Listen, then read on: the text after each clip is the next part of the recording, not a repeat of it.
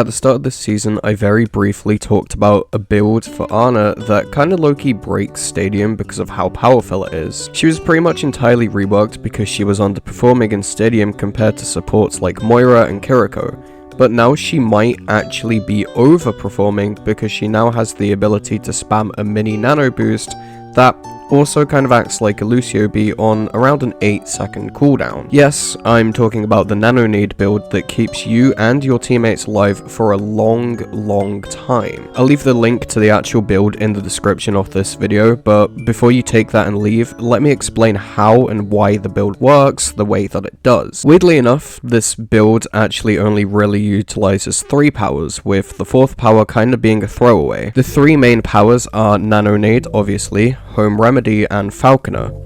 Nano Nade is kinda self-descriptive as it makes Biotic Grenade apply nano to all allies for 1.5 seconds with 25% effectiveness. You might think this sucks because it's capped at 25% effectiveness, but remember that this is Stadium, so any slight damage boost can completely change the flow of the game. For example, if Sojourn were to get hit with a Nano Nade, she would absolutely tear up the fight even more than she currently does, because she'd be doing more damage overall for that short period. It focuses on mass burst damage rather than being straight up damage boost like Mercy's Blue Beam. Home Remedy is what really breaks this build because it's the power that makes your teammates indestructible. With this power, Biotic Grenade now grants overhealth equal to 200% of its healing. Because it's a percentile, this scales with AP and it scales fast. Biotic Grenade heals 75 HP at base, meaning this power would apply 150 HP as overhealth at base.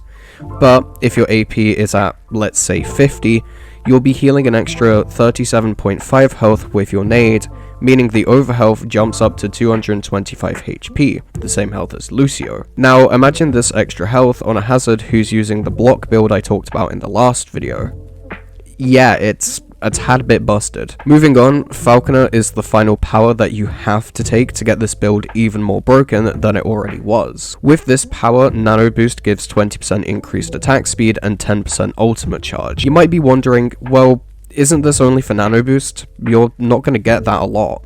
But it actually also applies to the Nano Boost received from Nano Nade, which is great because we're going to be spamming Nano Nade to keep our teammates alive for as long as possible, meaning they'll get an increased attack speed, resulting in a higher damage output, and their ult charge is going to go up, resulting in more fights won easily because we're getting more ults overall. Speaking of higher damage output, for our final power, I usually just take Venomous because it makes Biotic Grenade slightly more lethal to enemies, meaning I can help my teammates secure a lot of kills when they push up and get aggressive, because I'm not only giving them nano and shit tons of overhealth, but I'm dealing 60 damage to enemies over 2 seconds, meaning I have a chance to clean up on kills that my tank and DPS can't quite secure. It just makes the build even more disgusting where it was already broken to begin with. Now that we've talked about the powers, let's break down the items that we're going to be using. There's only really 3 items that are absolutely crucial to the build, and those are Cluster Core, which reduces Biotic Grenade's cooldown by 1 second for each target it hits, Biotech Maximizer, which reduces Biotic Grenade's cooldown for an additional 5% for each ally it hits, and Grenadius Pin, which increases Biotic Grenade's radius by 30% and grants 20% AP. Which is going to be the main focus of this build. If you're lucky enough to get 63k cash, then the build can max out at around 105% AP with a 10% cooldown reduction, which is insane because it means Home Remedy grants up to around 307 overhealth, and it deals around 280 damage with Venomous. But that just about does it for this build, and ultimately this video. It's insane to think last season Ana had one of the lowest pick rates in Stadium just because everyone else had really broken builds. But now she's one of those must-have heroes on any team with any playstyle because she completely changes the trajectory of the game. Without Ana, your team is susceptible to being folded like a lawn chair because you don't have stupid amounts of survivability like you do in this team comp. It's just the obvious pick if you want to climb with ease and get a bunch of comp points by doing so. Drivers are going to be so easy with this build because it's so stupidly busted.